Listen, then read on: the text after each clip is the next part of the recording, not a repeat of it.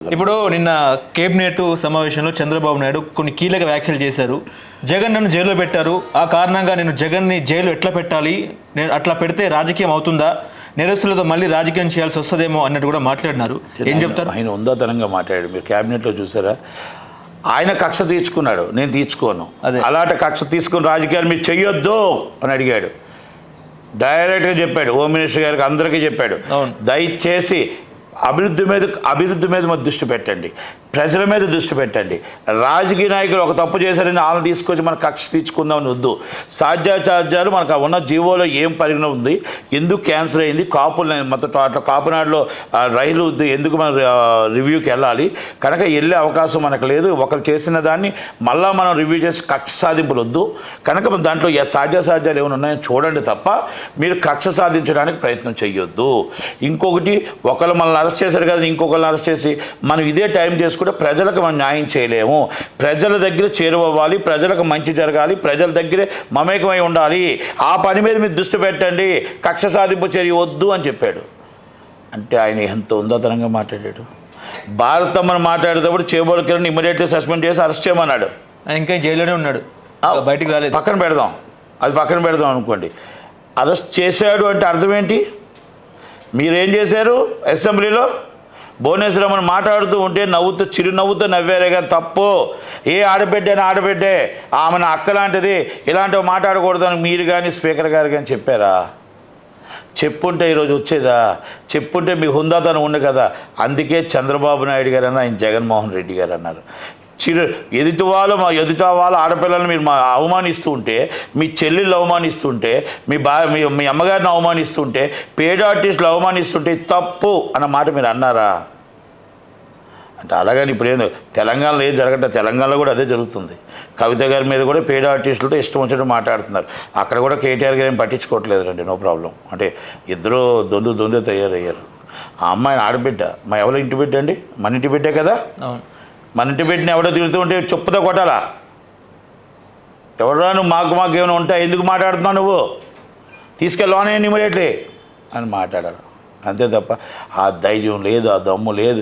మన ఇది రక్త సంబంధం మర్చిపోయాం. అంటే డబ్బు కాడ, రాజకీయం కాడ రక్త సంబంధం మర్చిపోతామా? ఓకే. అంటే ఆ విషయాల్లో తావు ఇవ్వలేదు చంద్రబాబు నాయుడు గారు, ఆ విషయంలో తావు ఇవ్వలేదు. అంటే అవన్నీ నేను ఎందుకు చెప్తున్నానంటే, చంద్రబాబు నాయుడు గారికి మీకు అంత తేడా ఉంది. అలాగే మీరు ప్రతిపక్ష నాయకుడిగా ప్రజల ముందుకు రండి, ప్రజల దగ్గరకు రండి. ఇచ్చాపురం నుంచి అప్ టు ఇక్కడ దాకా మీ దాన్ని అన్నీ తీసుకొని ప్రశ్నించండి. ఇస్ అ రైట్, మీకు తప్పులేదు. ఏమి రావట్లేదు అడగండి. ప్రధాన ప్రతిపక్షాన్ని, అధికార పక్షాన్ని ప్రధాన ప్రతిపక్షం అడగాల్సిన రైట్ ఉంది. వాళ్ళు చేయాల్సిన రెస్పాన్సిబిలిటీ ఉంది. ఇప్పుడు నేను కూడా అడగవచ్చు, మీరు కూడా అడగవచ్చు, ఆయన కూడా అడగవచ్చు. ఓకే. ఇప్పుడు బెల్ట్ షాపులు ఉన్నాయి. ఎస్, బెల్ట్ షాపులు ఇన్ని ఉన్నాయి. ఇవన్నీ అనాథరైజ్గా డబ్బులు వెళ్ళిపోతున్నాయి. లైసెన్స్ ఇచ్చేయండి వాళ్ళకు కూడా. అప్పుడు మనకు 3 లక్షలు అంటే కొన్ని 100 కోట్లు వస్తుంది, కొన్ని 1000 కోట్లు వస్తుంది. గోవా టైంలో కుటీర పరిశ్రమలో ఇచ్చేవచ్చు. ఇప్పుడు అనాథరైజ్గా ఒక షాపుకి అఫీషియల్ 50 షాపులు ఉన్నాయి. Is the real. ఇదే నేను జగన్మోహన్ రెడ్డి గారి గవర్నమెంట్లో చాలా బాగా జరిగింది, ఇక్కడ బాగా జరగదు. వాళ్ళ దాంట్లోని వైన్ షాపులు ఒకటి ఉండేవి, ఒక్కలే దోచుకుండేవారు. కానీ ఇక్కడ వైన్ షాపు ఒకటి ఉంది, 50 వైన్ షాపులు ఉన్నాయి. ఎంప్లాయ్మెంట్ అంటారు దాన్ని.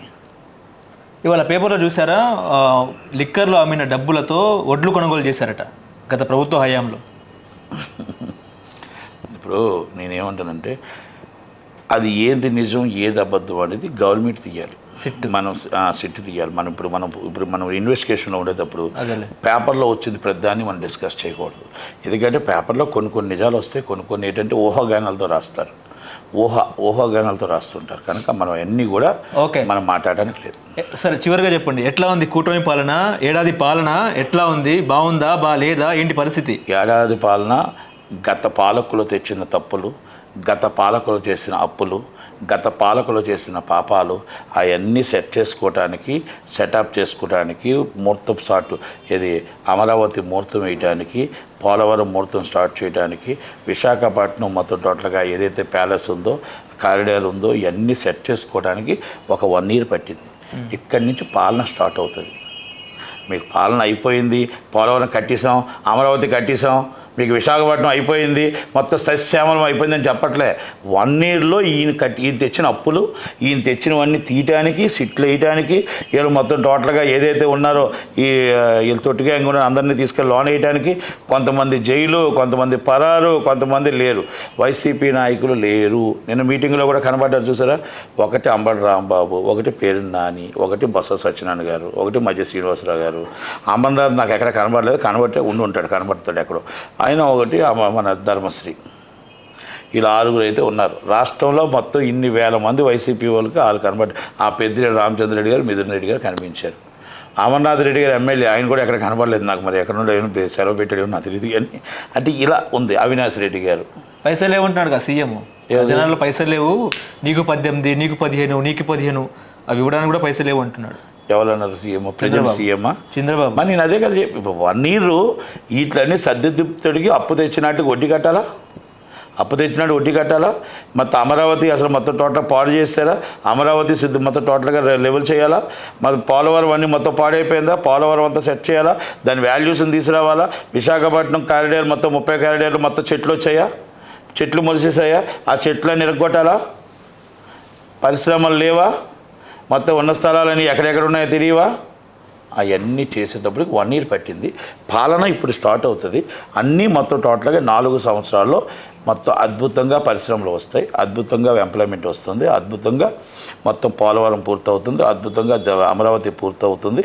2028కి అన్నీ పూర్తి చేస్తేనే కూటమికి ఓటేస్తారు, చేయకపోతే కూటమికి ఓటేయరు.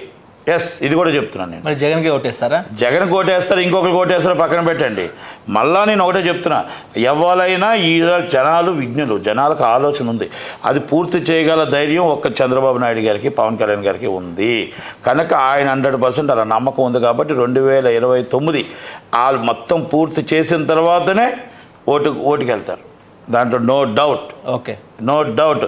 సెంట్రల్ గవర్నమెంట్ సపోర్ట్ చేస్తుంది, మళ్ళా కూటమి గవర్నమెంట్ రావడానికి అవకాశాలు ఉన్నాయి. సీఎం ఎవరనేది పక్కన పెట్టేయండి తర్వాత. ఓకే.